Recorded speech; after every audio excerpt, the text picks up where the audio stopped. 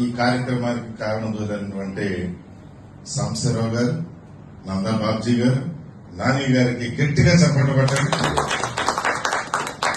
ఈరోజు బీసీ సంఘాలు ఏం పనిచేయట్లేదండి రాష్ట్రంలో.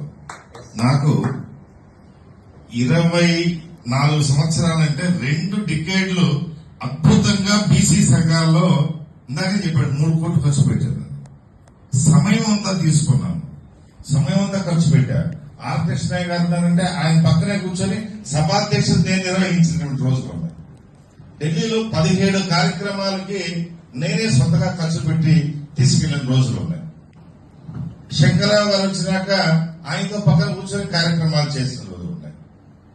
ఎందుకు ఈ మాట చెప్తున్నానంటే, ఈ రోజు వాక్యూమ్ అనేది ఉందంటే, ఒకప్పుడు ఎలక్షన్స్ 1 సంవత్సరం 2 సంవత్సరం ఈ పార్టీ ఎంత వాక్యూమ్ లో ఉందో ఆయన ఇక్కడ పోతే బాగుంటుందో మనం గెలుస్తామని ఆలోచన చేస్తాం. ఈ రోజు 3 నాయకులు ఆలోచించి అద్భుతమైనటువంటి ఒక కార్యాచరణ బీసీలకు ఇచ్చారని చెప్పి నేను అనుకుంటా ఉన్నాను సోదరులారా. ఇంతకుముందు ఒక సంవత్సరం క్రితం అనుకుంటాను బీసీ మీటింగ్ లో నేను మాట్లాడాను. ఆ రోజు మాట్లాడాను అసలు బీసీల వ్యవస్థ ఎట్లా స్టార్ట్ అయింది, ఉద్యమాలు ఎట్లా స్టార్ట్ అయినాయి. ఇందాక స్టార్టింగ్ లో చూడండి, ప్రధానమంత్రి లేడు, ముఖ్యమంత్రి లేడు, ఒక జడ్జి లేడు, లేడు కార్యక్రమాల నుంచి అన్ని తీసుకుంటా పొలిటికల్ పార్టీలన్నీ కూడా ఈ రోజు బీసీ నినాదం లేకుండా ప్రభుత్వాన్ని ఏర్పాటు చేసే దగ్గర దాకా కూడా తీసుకురాగలిగాం ఉద్యమం.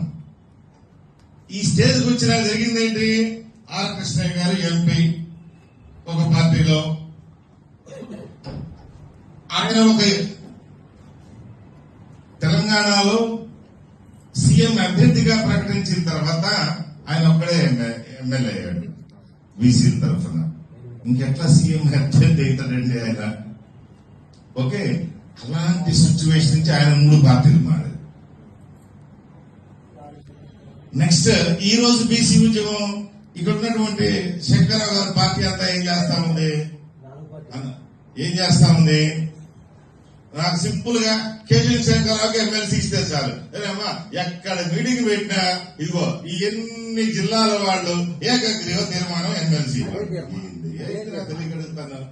బీసీ సంఘం ఏం చేయాలి? సంఘం అనేది ఎవరికి ఇబ్బంది వస్తే ఆడికి వెళ్ళి పని చేయాల్సిన అవసరం ఉంది. అది మనం చేయాల్సిన పని. ఈ రాజకీయ పదవుల్లోకి ఎప్పుడైతే సంఘం డైరెక్ట్ గా ఇన్వాల్వ్ అవుతుందో, వెళ్ళిపోతుందో, ఈ మొత్తం దానికి అయిపోతుంది. అందుకే ఈ రోజు Telugu Desam BC cell, YCP BC cell, BJP BC cell, BC సంఘాలన్నీ ఆ పొలిటికల్ పార్టీల సెల్లుగా మారిపోయిన పరిస్థితి అని చెప్పి మీ అందరికీ తెలియజేస్తున్నాం. అవునంటారా కాదంటారా?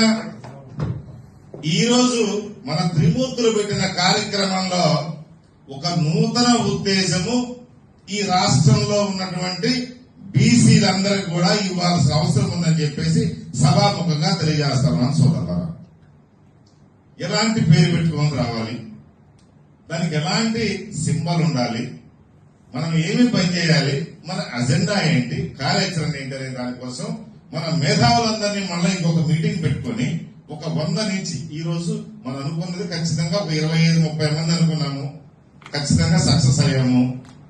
150 నుంచి 200 మంది మేధావులు, ప్రొఫెసర్స్, ఇతర వాళ్ళందరినీ కూడా కూర్చోబెట్టుకుని ఇంకొక మీటింగ్ తీసుకొని ఒక 15 రోజుల లోపల ఒక కార్యాచరణ తీసుకుంటాము. 1 నెల రోజుల లోపల ఇంకొక కార్యాచరణ తీసుకొని ఫైనల్ అల్టిమేట్ గా ఒక ప్రణాళిక అనేది ఒకటి ప్లాన్ చేసుకొని మన యొక్క ఏమేం కావాలనేది కూడా చూసుకొని దాన్ని మినిమం 50,000 లక్ష మందితోటి మన వాళ్ళందరినీ పిలిపించుకొని అక్కడ మన యొక్క బీసీ ఎజెండా కోసం మనం వెళ్తున్నామనే దానికోసం చేసుకుంటే